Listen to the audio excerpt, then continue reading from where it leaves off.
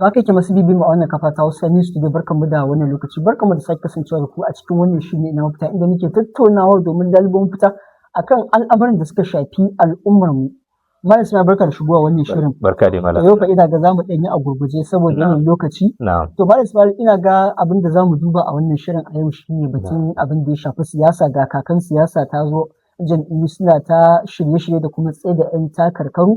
Kuma a irin wannan lokacin zaka ga Malam Ismail, wato ƙungiyoyi sukan fito nau'ika daban-daban kala-kala a lokacin da siyasa ta taho. Misali, ko mafi yawanci wasu ƙungiyoyi ana kafa su ne da manufa ta siyasa. To amma shi wannan manufa in muka yi dubi, wani irin manufa ne na kafa ƙungiya? Manufa ne na gina ƙashin kai, na wato taimakon kai, ko kuma manufa ne na ci gaban al'umma baki ɗaya? Shi ne abin da za mu duba. To ya kake kallon musamman a arewacin Najeriya ƙungiyoyi, yawaitan ƙungiyoyi, wanda zai ka ji ƙungiya kaza, movement tafiyan wane. To ya kake kallon yanayin da mutanen mu suke yawan kafa ƙungiyoyi, da kuma irin wane ci gaba ma misali kake ganin ƙungiyoyin za su yi in akwai? Ito in ka kalla mafi yawan ƙungiyoyin da ake musamman a munan arewacin Najeriya, musamman zaka ga sun fi tasiri ko ƙarfi irin lokacin zaɓe idan ya taso. So mafi akasari ana gina su ne ba kan wata manufa ta maslahar al'umma ba. Saboda ma yawan masu yin ƙungiyoyin in ka kalla zaka ga maslahar kawunan su ne suke kafa ta. Shi yasa zaka ga da bayan an yi zaɓe sai ka nemi ƙungiyoyin ka rasa gabaki ɗaya, saboda suna gina ta ne tun farko, da an gina ta akan manufa wanda ya kamata, ba maslaha ta kai ba.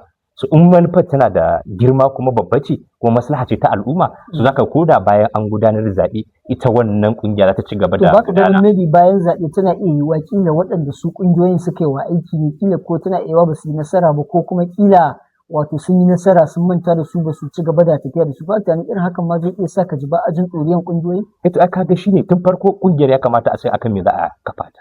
Ya kamata ƙungiyoyi, in ka kalli duk ƙungiyoyin da ake yi, da ka zo ka tattare su gabaki ɗaya suka ga manufar ƙungiya abu ɗaya.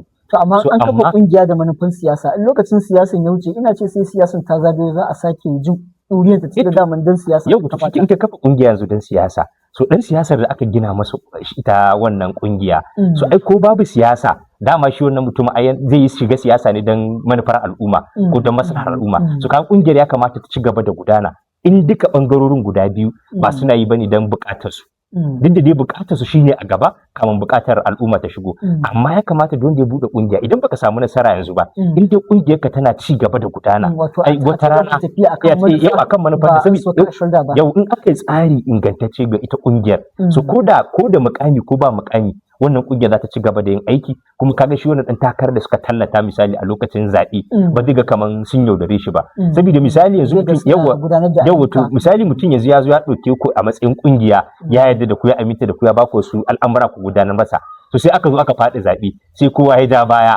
So kaga yau don wannan manufar kenan. So kuma gobe jibiyo su za su ƙara zuwa su same shi. So kaga kuma ba ku da manufar da ma zai ci gaba da tafiya da ku.